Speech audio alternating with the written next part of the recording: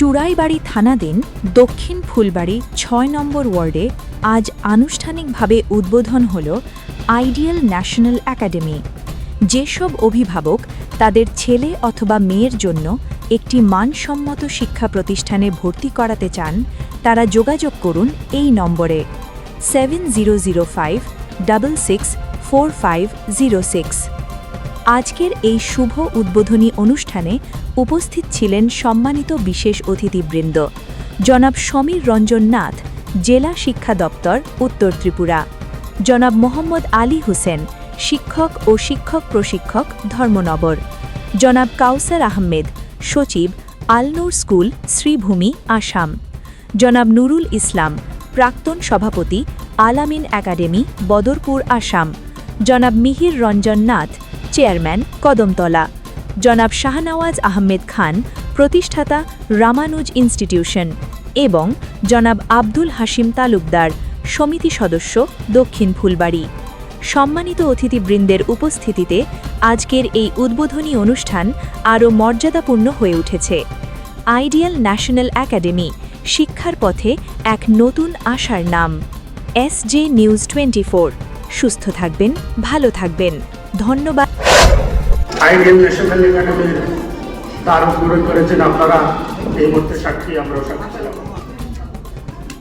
আমরা রাজনীতির মানুষ, আমি ব্যক্তিগতভাবে রাজনীতির মানুষ, প্রফেশন আমার রাজনীতি এবং ব্যবসা।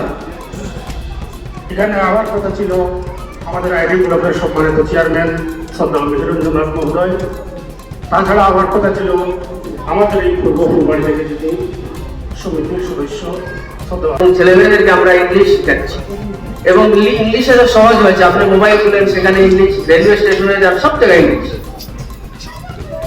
আপনারা হয়তো এই স্কুলের শুভারম্ভ এবং কি হবে কি না হবে, অনেক গার্জিয়ান অনেক চিন্তা করছেন যে ভবিষ্যৎ কি, কিরকম চলবে স্কুল, কিন্তু সেটা নিয়ে বেশি চিন্তিত হবেন না।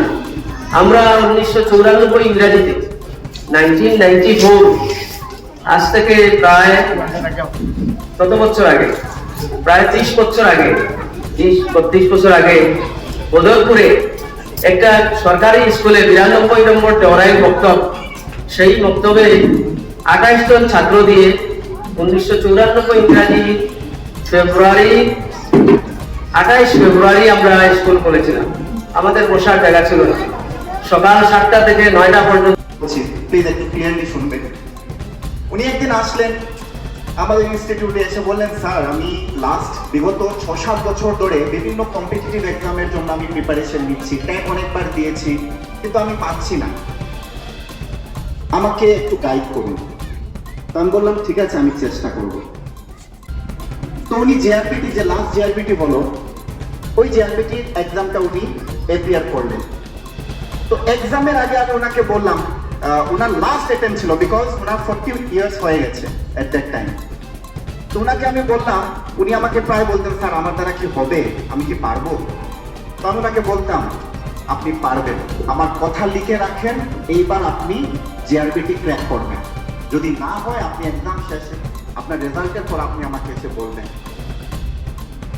আমি কিন্তু আমরা প্রথম থেকেই, শুরু থেকেই আমাদের উদ্দেশ্য হলো আমাদের ছাত্রছাত্রীদেরকে একজন নৈতিক, বোধগম্য মানুষ হিসাবে গড়ে তোলা।